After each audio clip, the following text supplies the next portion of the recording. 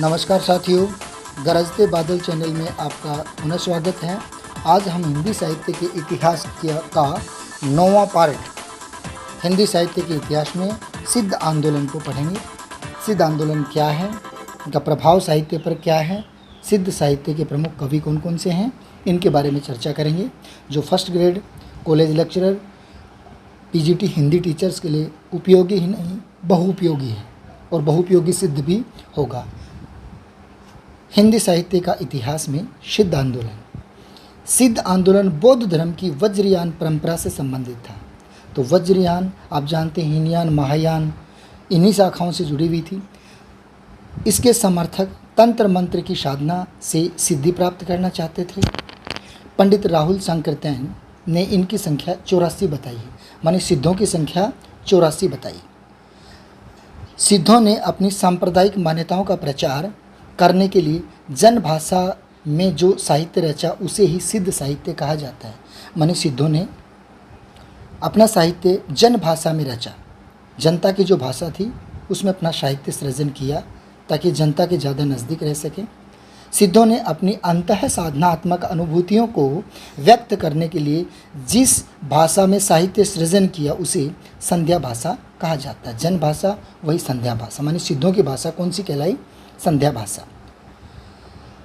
सिद्ध साहित्य।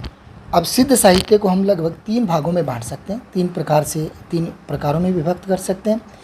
नीति एवं आचार संबंधी रचनाएं, उपदेशात्मक रचनाएं, साधना संबंधी रहस्यवादी रचनाएं, जिनका पारवर्ती साहित्य पर गहरा प्रभाव पड़ा। साधना संबंधी रहस्यवादी रचनाओं का तो कबीर माने ज्ञान मार्ग पर प्रभाव पड़ा, उपदेशात्मक का कबीर पर और अन्य भक्त कवियों पर भी पड़ा। आचार नीति संबंधी बिहारी और अन्य कवियों पर काफ़ी सारा दिखाई देता है। प्रमुख कवियों में हम जब चर्चा करेंगे तो सिद्ध साहित्य के प्रमुख कवि जिसमें सरहपा का नाम सबसे अग्रणी लिया जाता है। इनका समय 769 ईस्वी माना जाता है। सरहपा को हिंदी का प्रथम कवि माना जाता है और ये हिंदी में सरहपा को प्रथम कवि माना जाता है। मानने वाले साहित्यकार हैं वो है राहुल शंकरतैन जी। राहुल शंकरतैन जी ने सरहपा को हिंदी का पहला कवि माना है। और हिंदी के प्रथम कवियों को किन किन विद्वानों ने किस किस कवि को हिंदी का पहला कवि माना है तो ये हमारे पिछले वीडियो में दिया गया है।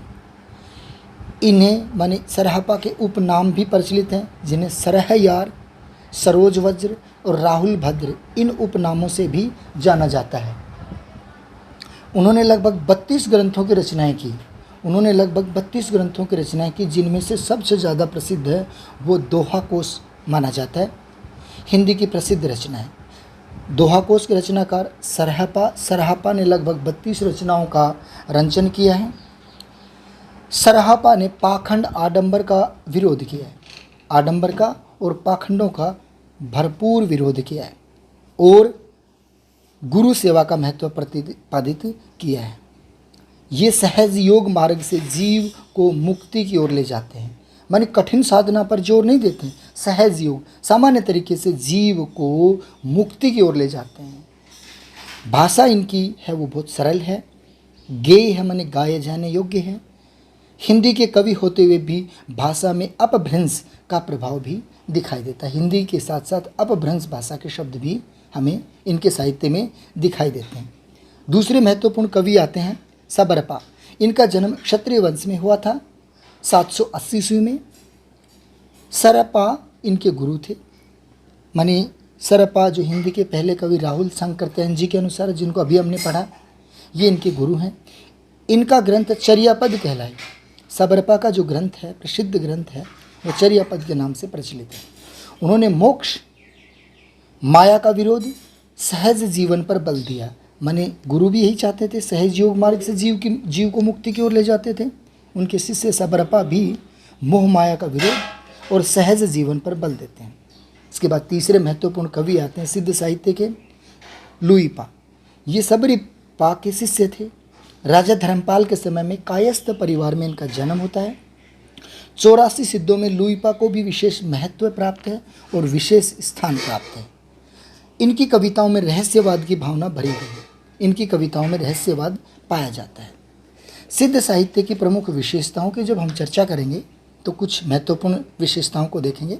सिद्ध साहित्य की प्रमुख विशेषताएं इस प्रकार से हैं। तंत्र साधना का उल्लेख इसमें सिद्धांत पक्ष के स्थान पर व्यवहार पक्ष पर अधिक बल दिया गया। तंत्र साधना का उल्लेख है और तंत्र साधना में सिद्धांत के स्थान पर व्यवहार पक्ष पर ज़्यादा बल दिया गया है। इस साधना पद्धति में शिव शक्ति को मैथुनरत, युगनद, स्थिति स्वीकृत है। ये गुह्याचारों पर विश्वास करते थे। अगली विशेषता है, उपनिषदों में ब्रह्मानंद को संभोग माने स्त्री सेवन से 100 गुना सुख बताया गया, जबकि सिद्धों ने इसे सहवास सुख के समान बताया है। अगली विशेषता है, ये सिद्धों के संप्रदाय योग साधना पर बल देते हैं। इस सिद्धों का जो संप्रदाय योग है उस साधना पर बल देते दिखाई देते हैं। इनकी दृष्टि में ब्रह्मांड में व्याप्त शिव और शक्ति में सहस्त्रार और कुंडलिनियाँ हैं, माने शिव शक्ति सहस्त्रार हैं और कुंडलियाँ हैं। सिद्ध साहित्य में ब्राह्मण धर्म और वैदिक धर्म का खंडन किया, माने सिद्ध साहित्य ने, ये में है, में भी कह सकते हैं या ने भी कह सकते हैं। सिद्ध साहित्य ने ब्राह्मण और वैदिक धर्म का खंडन किया, या सिद्ध साहित्य में ब्राह्मण और वैदिक धर्म का खंडन पाया जाता है। सिद्ध साहित्य का पारवर्ती साहित्य पर क्या प्रभाव पड़ा, इसके लिए हम देखेंगे सिद्ध साहित्य का प्रभाव पारवर्ती साहित्य पर क्या प्रभाव पड़ा। तो पहला देखेंगे, सिद्ध साहित्य में हमारी सदियों पुरानी धार्मिक परंपरा का ज्ञान प्राप्त होता है। पहली बात यहाँ आती है, सिद्ध साहित्य में हमें सदियों पुरानी साहित्यिक परंपरा का ज्ञान प्राप्त होता है। दूसरी विशेषता है, कृष्ण काव्य में लीलाओं और अभिसार, घूमना, गोपिकाओं के साथ भगवान श्री कृष्ण जो घूमते थे, तो अभिसार में सिद्धों की तंत्र मंत्र अभिसार साधना के संकेत दिखाई देते हैं। माने तंत्र मंत्र अभिसार साधना आगे जाकर के भक्ति काल में भगवान श्री कृष्ण और गोपिकाओं की जो लीलाएं रची गई हैं, लीलाओं में जो वर्णन किया गया है, वही पहले हमारे तंत्र मंत्र अभिसार साधना में संकेत दिखाई देते हैं। सिद्धों की वाणी ने हिंदी भाषा को एक निश्चितता प्रदान की। यही संध्या भाषा नाथों की वाणी में पुष्ट होकर के कबीर की उलटबासियों में प्रवाहित हुई। अब कबीर की उलटबासियों में हम चर्चा करें तो बात आती है, जैसे कबीर ने लिखा था कि बरसे कमल भीजे पानी, जबकि होना क्या चाहिए था, पानी बरस रहा है और कमल भीग रही है, और यहाँ उल्टा था, बरसे कमल भीजे पानी।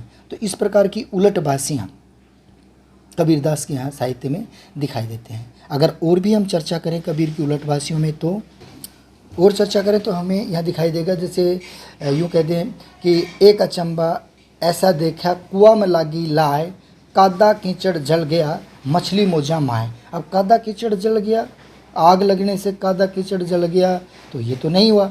मछली मोजा माए, तो मछली मौज में कैसे। तो इस प्रकार की उलटबासियाँ कबीर के साहित्य में हमें आगे चल करके दिखाई देती हैं। तो क्या कहा कि सिद्धों की वाणी ने हिंदी साहित्य को एक निश्चितता प्रदान की। यही संध्या भाषा नाथों की वाणी से पुष्ट होकर के कबीर की उलटबासियों में प्रवाहित होती है, और नाथ, नानक, दादू, मलुकदास में संत वाणी का रूप धारण करती है। अगली विशेषता, सिद्धों के चर्यापद जो विविध रागों में लिखे गए, अलग अलग रागों में लिखे गए, आगे चल करके जयदेव, विद्यापति और सूरदास के काव्य आधार बनते हैं। आगे जाकर के ये इनका काव्य आधार बनते हैं, काव्य लिखने का आधार बनते हैं। सिद्धों ने दोहा, चौपाई आदि छंदों का प्रयोग किया था। सिद्धों ने अपने साहित्य सृजन में दोहा और चौपाई छंदों का प्रयोग किया था। जो ये छंद पद्धति इतनी ज़्यादा प्रसिद्ध होती है कि जायसी और तुलसी ने अपने महाकाव्य की रचना दोहा और चौपाई शैली में ही कर डाली। हिंदी साहित्य में संत साहित्य का बीज सिद्ध साहित्य में ही है। उसमें निहित नाड़ी साधना आदि भी सिद्धों से ही ग्रहित है, मानी नाड़ी साधना सिद्धों से ही ग्रहित है, ली गई है। उम्मीद करता हूँ हिंदी साहित्य के इतिहास का ये अगला 9वां वीडियो सिद्ध साहित्य आप लोगों को पसंद आया होगा। आप लगातार वीडियो पर बने रहें। धन्यवाद। Thank you.